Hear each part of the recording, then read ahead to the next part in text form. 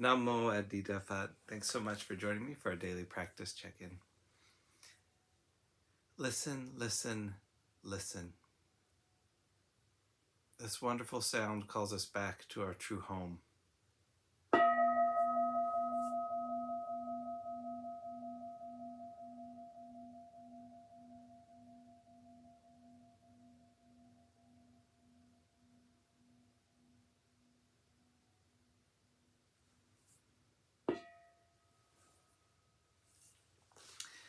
The second mindfulness training.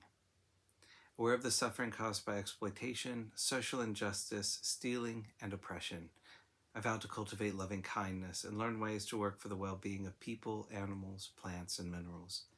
I will practice generosity by sharing my time, energy, and material resources with those who are in real need. I'm determined not to steal and not to possess anything that should belong to others. I will respect the property of others, but I will prevent others from profiting from human suffering or the suffering of other species on earth.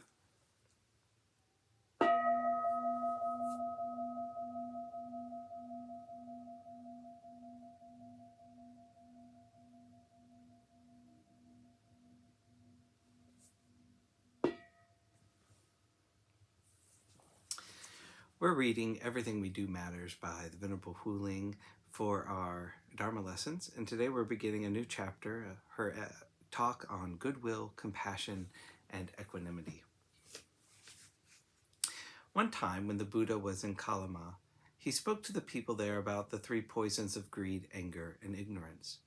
One who is a student of the Buddhas and who is free of the three poisons will pervade all directions with an awareness imbued with goodwill, abundant, expansive, immeasurable, free from hostility, free from ill will.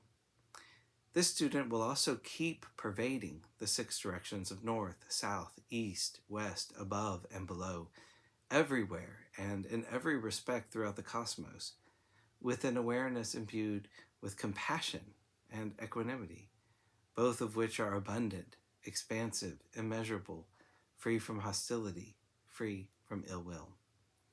First, the Buddha spoke of goodwill, or loving kindness, which is feeling and showing concern.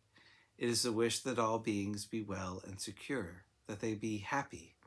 With goodwill, we will act purely and without any personal agenda or selfish motives. We will happily forego our personal desires and instead focus on the needs of others. Listening carefully to them will enable us to understand what they are feeling and thinking, their wants, their needs, and their aspirations. If we are wrapped up in thoughts of what we ourselves have done or wish to do, our thoughts will be of what was or what might be, not of what is. If we are wrapped up in thoughts of self-benefit and ego, our thoughts will be of ourselves, not of other people. So we need to let go of thoughts of self. We need to broaden our minds to focus on others. And to do this, we need a mind and heart of compassion. Compassion is the intention and capability to lessen suffering and ultimately to transform this suffering.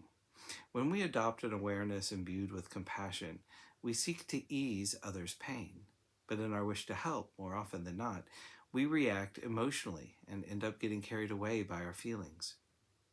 At times we empathize so completely with what someone is going through that we subject ourselves to the same distress. So instead of one person suffering, there are now two miserable people. Instead of reacting emotionally, we need to learn to temper our compassion with wisdom. Then we will know how to better help one another. We will also realize that an individual's circumstances are the result of past karmas. Therefore, it may well be next to impossible for us to improve another's situation. This realization does not mean that we should stop caring about others or dismiss their difficulties as being their own fault. It means we understand that our wanting to alleviate their suffering may instead be a benefit to them in the future in ways we cannot foresee. So be compassionate, but do not focus on getting immediate positive results. Do not get wrapped up in egoistic thoughts, thinking that I can fix the problem. Without such expectations, we will not be disappointed or saddened when our attempts to help end in failure or worse, aggravate the situation.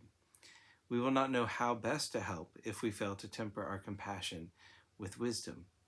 In other words, the person we want to help may not have the requisite conditions for us to do so. When we stop focusing on immediate results and instead focus on just helping others, our compassion will ultimately benefit all beings. By planting the seeds of compassion, the wish for all beings to be happy and free of suffering, we can be confident that we have indeed helped others. If we feel compassion for only certain people, then our compassion is limited, and thus our ability to lessen suffering in the future will likewise be limited. But when our compassion for all beings is equal and unconditional, then our compassion will be immeasurable and impartial. When we accomplish this, we will pervade all directions with awareness imbued with equanimity.